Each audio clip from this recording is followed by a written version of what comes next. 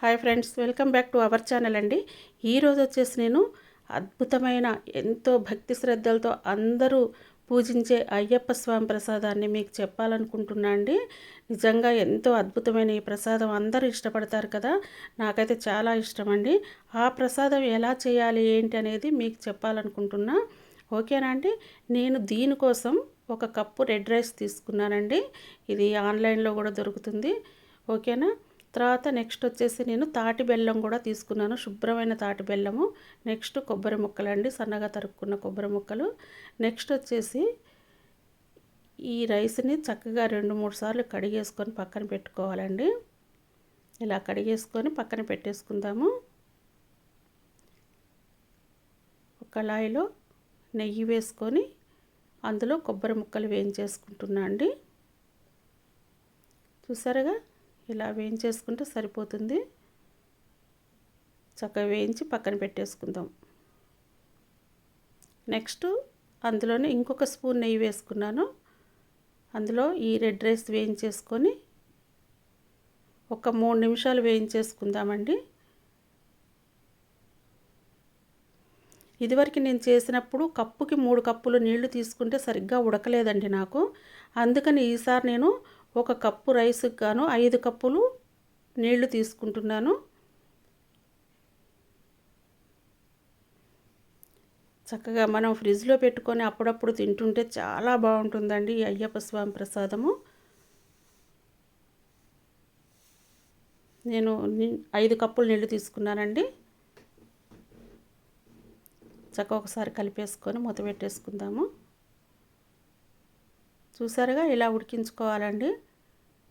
5 కప్పులు నీళ్లు తీసుకుంటే నాకు ఇలా ఉడికింది. చూసారు కదా.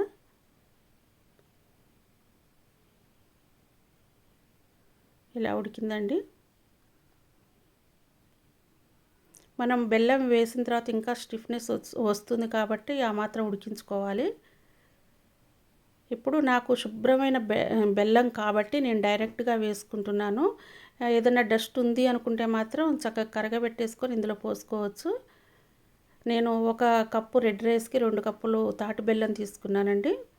చక్కగా మూత పెట్టేసుకొని ఉడికించేసుకుంటే చూడండి, ఇలా ఉడికించేసుకోవాలి. చక్కగా బెల్లం అంతా కరిగిపోయిన తర్వాత మనం వేయించి పెట్టుకున్న కొబ్బరి ముక్కలు కూడా అందులో వేసి ఉడికించుకోవాలి. చక్కగా అలా ఉడికించుకుంటే కొబ్బరి ముక్కలకి ఆ స్వీట్నెస్ అనేది పట్టి చాలా టేస్టీగా ఉంటుంది. తర్వాత నేను డ్రై జింజర్ పొడి వేసుకున్నానండి, ఒక 2 స్పూన్లు. నెక్స్ట్ వచ్చేసి ఇలాచి పౌడర్ కూడా వేసేసుకుంటున్నాను.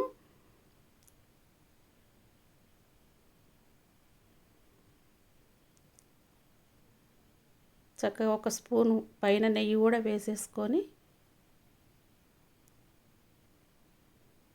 ఇలా కలిపేసుకొని కాస్త దగ్గర పడ్డాక దించేసుకుంటే సరిపోతుందండి. చూసారు కదా, ఇంత చక్కగా ఎమ్మీగా అసలు ఆ ప్రసాదానికి ఉండే ఆ విలువ అసలు ఎంతో బాగుంటుందండి. ఒకసారి తిని చూస్తే ప్రతి ఒక్కరు కూడా తింటూనే ఉంటారు. అద్భుతమైన ఈ ప్రసాదాన్ని ఎలా ఉందో మీరు ట్రై చేసి నాకు కామెంట్ బాక్స్లో చెప్పండి ఎలా ఉంది ఏంటి అనేది.